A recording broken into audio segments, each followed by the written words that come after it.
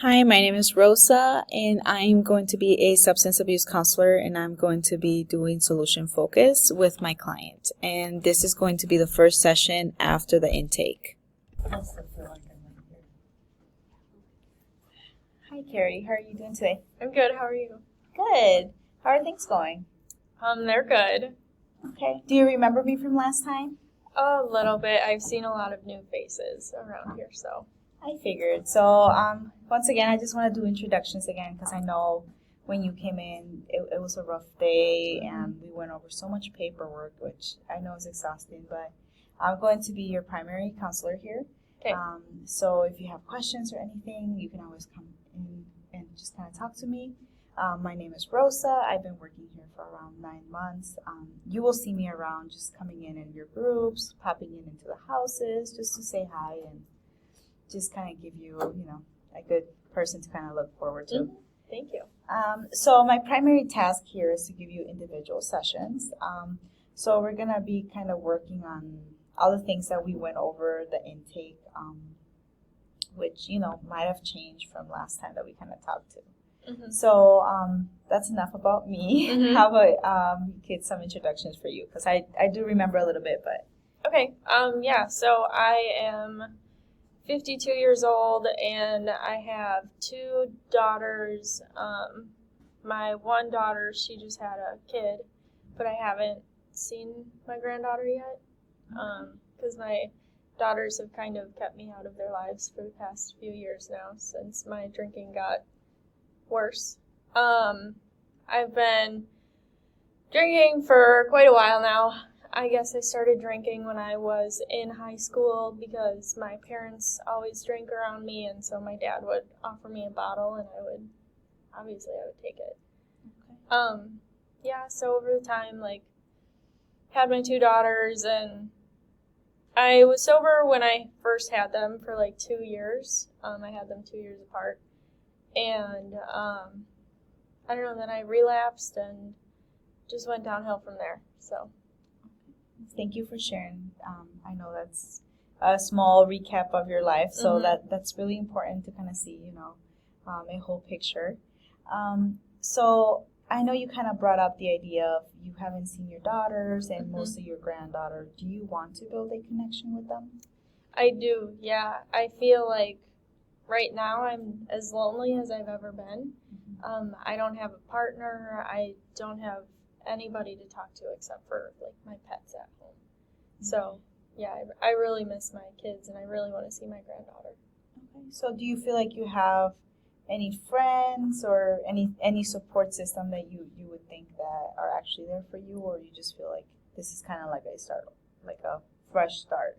I like that you put it that way. I think it's more of a fresh start because I have friends, but they're all users and they're all alcoholics too. So if I'm going to start taking this seriously, I need to separate myself from them. Okay, well that's great to hear. It's a big deal to be able to make connections once again. That is a big part of our life. So that kind of gives us a purpose and a goal to kind of work forward. So maybe just give me a little bit more feedback on your substance use. I know you said you've been using for a long time and you were introduced by it by your parents. So how old were you when you started to get introduced, and what was going on? Yeah, so I remember I was in high school the first time I ever took a sip of alcohol.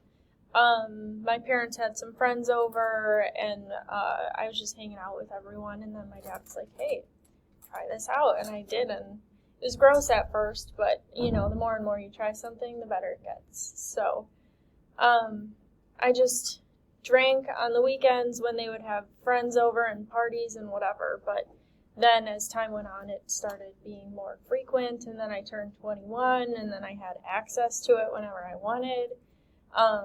So then that really started picking up, and then, like I said, I had my 2 daughters 2 years apart from each other, and when I first had my first daughter, I was sober. I told myself that I was going to stop just for her. And then I had my other daughter, and I was sober for a little while, but then I started drinking again. I just couldn't help myself. It was really hard to stay sober, so it was a tough time. Well, regardless, I want to congratulate you in the first place.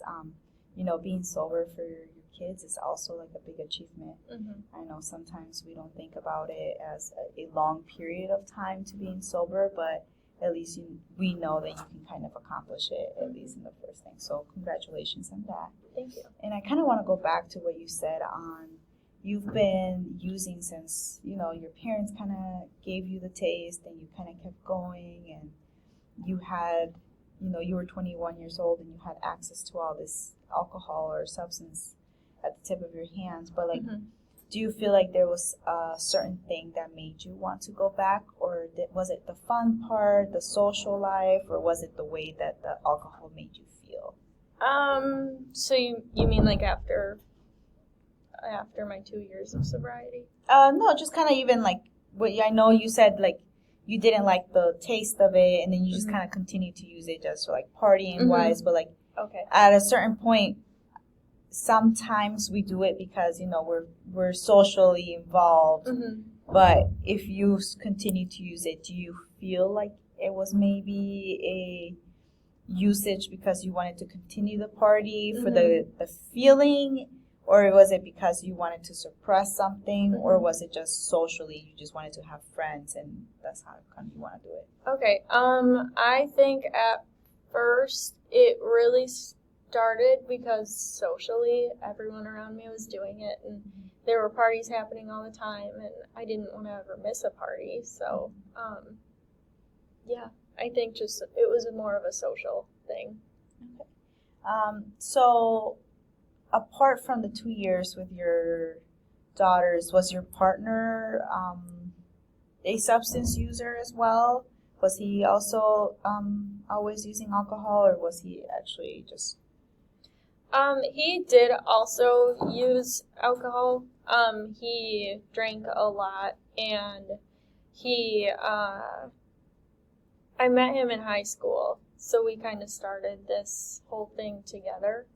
And I guess that would also play into the social aspect. When I first met him, I wanted to impress him and stuff, and so he was at all these parties, and I wanted to go there and be with him and spend time with him. So, yeah, and we have separated since, but he recently had, I don't even know how many, he's had a few DUIs, so. Okay. Well, kind of bringing all the information, I think it's very important to kind of, I want to recap how I see it just to make sure we're on the same page.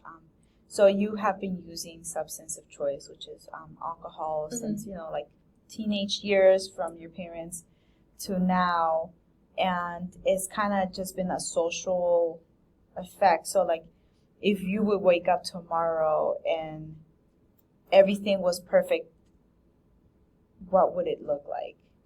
Yeah, so if I woke up tomorrow and I wasn't drinking anymore and I didn't have any cravings, I would say I would have my daughters and my granddaughter in my life again.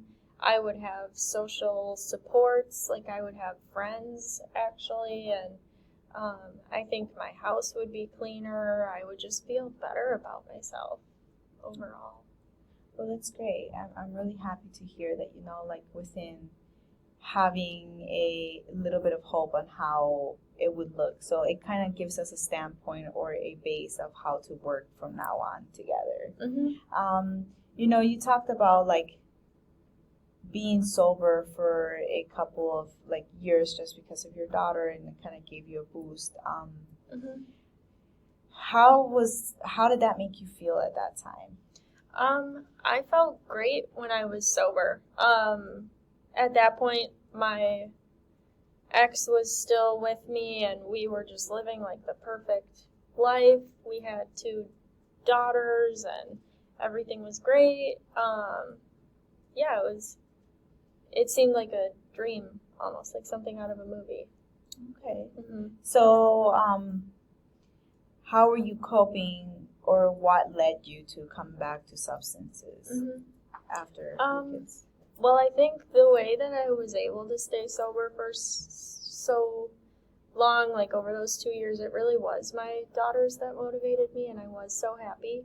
And I just did not want to mess that up. I would think back to how I felt about myself when I was drinking, and I didn't feel good. So I really didn't want to go back. But then one day I found out that my dad had passed away. And so that's what really led me back into drinking, because he's the one who I started drinking with, really. So Okay. So you maybe had like a small connection of the alcohol from your dad and yourself, and that kind of led you back into it again. yeah. Okay. So while you were actually clean, what were like what were some things that you were doing or things that you were coping with while being sober? I was spending a lot of time with my family. We would cook dinner together, and I love cooking, and my partner, he was a chef, so everything he made was delicious. So that was always fun to do. We would go to movies. Like I said, it was like out of a movie. So everything that like a normal family would do, we were doing. So talking about everything, you've been here for almost a week and a half. How have you been feeling on a scale from 1 to 10 on motivation to actually stay sober this time around? I am feeling like I'm at maybe a 6. Okay. Yeah. Why a 6 that came out of your head? Why not a 9 or a 10? Because, like I said, I'm feeling really lonely lately. I really do want to see my daughters and my granddaughter, and like I want to have friends, so that's what's motivating me to stay sober. But it's just hard feeling like the sadness, the loneliness, the anger. That's kind of what's really holding me back. So I really want to try and like move past all those feelings, because if I don't, then I'm afraid that I will just go back to drinking. Okay. Well, thank you for sharing that. It's nice to hear saying, you have all this kind of like hope and a base to work with.